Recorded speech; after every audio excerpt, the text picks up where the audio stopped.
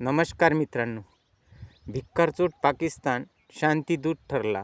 America Israel विरुद्ध Iran युद्ध प्रस्ताव हा पास झाला आणि युद्ध थांबल्या गेले.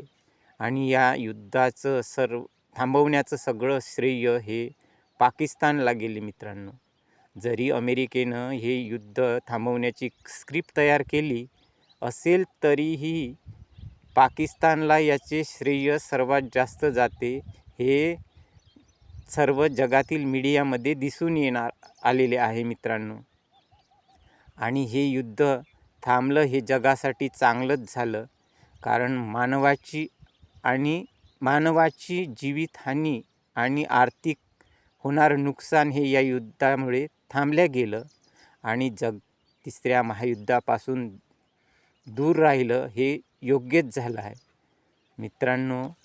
आपला विश्वगुरू हा यामध्ये कोणत्याही प्रकारचा सहभाग न नोंदवता आपल्या देशामध्ये सुरू असलेल्या 4 राज्याच्या निवडणुकांमध्ये व्यस्त होता आणि त्यांचा चेला गाय म्हैस वाटण्यामध्ये मशगूल होता.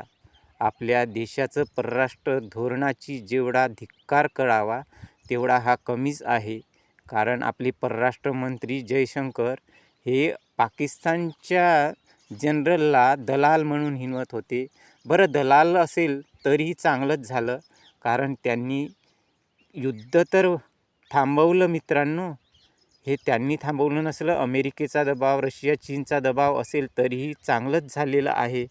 आणि एक वेळ अशी होती मित्रांनो, हा पाकिस्तान सगळ्यासमोर कटोरा हातात घेऊन उभा राहायचा आणि आपला देश त्याला हिणवायचा. हे बरोबरच होतं, पण पाकिस्ताननं हे युद्ध थांबवलं हे आपल्या देशासाठी योग्य ठरलं नाही, कारण आपला देश एकेकाळी अलिप्तता राष्ट्र मध्ये जगाच्या 3ऱ्या राष्ट्रांचे नेतृत्व करायचा. ही आपल्या देशाचा गेल्या 70 वर्षाचा इतिहास सांगतो.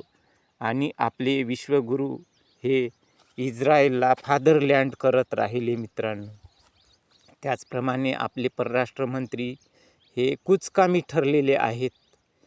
आणि ह्या सर्व होत असताना आणखी युद्ध पुढे होऊ नये म्हणून पाकिस्तानच्या राजधानीमध्ये इस्लामाबादला या देशांची बैठक होणार आहे. हे चांगलं असलं तरी आपल्या देशासाठी हे चांगलं नाही. आपलं परराष्ट्र धोरण हे एवढं कमकुवत आहे, हे यातून दिसून येते मित्रांनो. जग हे शांतीकडे जावो आणि हे युद्ध थांबलं त्याबद्दल सर्वांचंच आपण आभार मानले पाहिजे. धन्यवाद मित्रांनो.